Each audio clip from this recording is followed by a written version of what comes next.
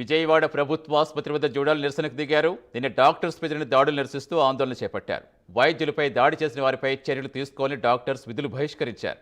నిన్న వైద్య నిర్లక్ష్యంతో పేషెంట్ చనిపోయాడంటూ బంధువులు ఆందోళనకు దిగారు. బూతులు తిడుతూ జూనియర్ డాక్టర్స్పై దాడికి ప్రయత్నించారు.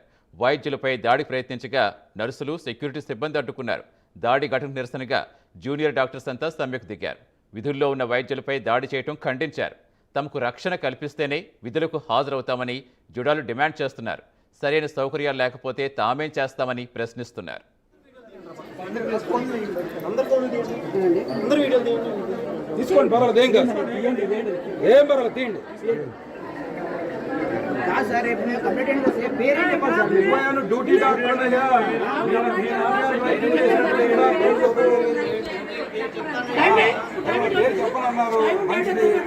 పేరు చెప్పనన్నారు మంచిది.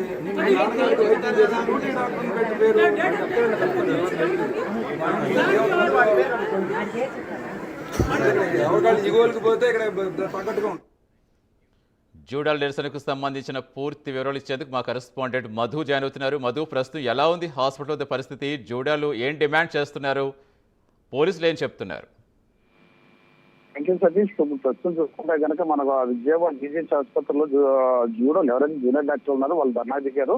అయితే కనుక వీళ్ళు ఏదైతే డిమాండ్స్ ఏదైతే ముఖ్యంగా చూసుకుంటే కనుక వాళ్ళకి జూనియర్ డాక్టర్కి బాత్రూములు లేవని, వాష్రూములు లేవని, ఎవరైతే మహిళలు ఎవరైతే ఉన్నారో జూనియర్ డాక్టర్లు వాళ్ళంతా ఇబ్బంది గురవుతున్నారని, కనీసం తాగడానికి సదుపాయం కూడా లేదని కూడా కనిపిస్తున్నాయి. అయితే సమ్మె నోటీస్ తీసుకోవడానికి ప్రభుత్వ సూపరింటెండెంట్ ఎవరైతే ఉన్నారో ఆయన కూడా తిరస్కరిస్తున్నారని కూడా చెప్తారు. అయితే మాకు న్యాయం చేయని మహాప్రభుత్వం వేడుకున్న జూనియర్ డాక్టర్ మాత్రం ఎవరు కూడా పట్టించుకోవట్లేదు, మా పట్టించిన పరిస్థితి లేదనేది కూడా చెప్తున్నారు. అయితే నేను రాత్రి చూసుకున్నా కానీ సూసైడ్ కేసు మృతి చెందడంతో వాళ్ళ బంధువుల ఆగ్రహంతోనూ జూనియర్ డాక్టర్ మీద చర్య చేసుకున్నారు. అయితే దీనికి ప్రత్యేకంగా వారు న్యాయం చేయాలి, మాకు న్యాయం జరగాలి, వాళ్ళ మీద ఎఫ్ఐఆర్ నమోదు చేయాలనేది కూడా పోలీసులు డిమాండ్ చేస్తా ఉన్నారు. అయినప్పటికీ కూడా పోలీసులు కూడా మా ఆవేదనని ఎవరు అర్థం చేసుకుంటలేదు అనేది కూడా జూడాలు ఆవేదన వ్యక్తం చేస్తా ఉన్నారు. అయితే కనుక ఎమర్జెన్సీ కేసులు మాత్రం యథాతథంగా కొనసాగిస్తామన్నారు జూనియర్ డాక్టర్లు. అయితే దీని అందరికీ చూసుకుంటే కనుక వాళ్ళ కనీస అవసరం ఏదైతే వాళ్ళ జూడలకి అంటే తాగడానికి మంచిదే కానీ, వాష్రూమ్స్ కానీ ఇవన్నీ కూడా మాకు ఏర్పాటు చేయండి అనేది చెప్తున్నప్పటికీ కూడా కనీసం ప్రభుత్వం పట్టించుకున్న పరిస్థితి అయితే కనిపిస్తామని చెప్పుకోవచ్చు. అయితే కనుక ఇప్పుడు ప్రస్తుతం చూసుకుంటే కనుక సమ్మె నోటీస్ తీసుకోవడానికి కూడా సూపరింటెండెంట్ నిరాకరించారు. అయితే మీ కనీస అవసరాలు ఏదైతే ఉన్నా ఆ అవసరాలు మేము తీరుస్తాము, దీనికి సమ్మె నోటీస్ ఎంత కనీసం సూపరింటెండెంట్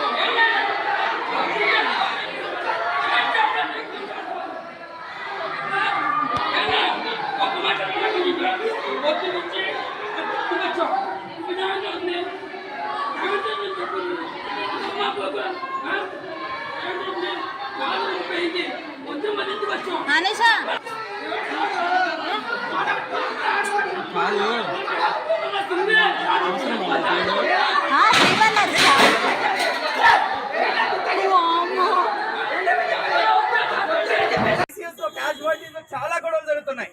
ప్రతిసారి రిప్రజెంట్ చేసి ప్రతిసారి ఏదో ఒకటి సప్రెస్ చేయడం తప్పించి మనకి ఎటువంటి సొల్యూషన్ అయితే దొరకలేదు. సో అట్లీస్ట్ ఏదైనా జరుగుతుంది అని ఆశించి నిన్న వెళితే వాళ్ళు మాట్లాడటం కానీ చేయడం కానీ అట్లీస్ట్ మన రిప్రజెంటేషన్ తీసుకున్న ఎక్నాలెడ్జ్ సైన్ కూడా చేయమని చెప్పారు. ఏదైనా కావాలంటే రేపు మార్నింగ్ వచ్చి మాత్రమే తీసుకోమంటారు. ఇప్పుడు వచ్చి నేను ఎఫ్ఐఆర్ ఫైల్ చేసాము, మేము నా ఎక్నాలెడ్జ్మెంట్ స్లిప్ ఇస్తామన్నారు. ఇన్సిడెంట్ జరిగిన ఎన్ని గంటల తర్వాత చేస్తారు అది?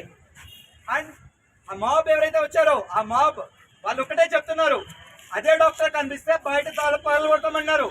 ఏం పగలు కొట్టించుకోవాలా? ఎంబీబీఎస్ చదివింది దేనికి, పీజీ చేస్తుంది దేనికి? వీళ్ళందరితో కొట్టించుకోవడానికి కాదు, చాలా మందిని సేవ చేస్తున్నాం. ప్రైవేట్ హాస్పిటల్స్ లో కూడా చచ్చిపోయే పేషెంట్స్ ఇక్కడ పంపిస్తుంటే చాలా మంది మామూలుగా లేచి వెళ్ళిన పేషెంట్స్ ఉన్నారు. బాగా సీరియస్ స్టేజెస్ లో వచ్చిన పేషెంట్స్ చనిపోతున్నారు. And it is beyond our thing, we are also మీరు హ్యూమన్స్. అండ్ నిన్న జరిగిన కేసు 12 hours బ్యాక్ పాయిజన్ తీసుకున్న కేసు 12 hours తర్వాత మన దగ్గరికి వచ్చారు. మనం చేయాల్సిందల్లా చేసాము. And patient was died with in 4 years లో క్యాజువాలిటీస్ చాలా గొడవలు జరుగుతున్నాయి.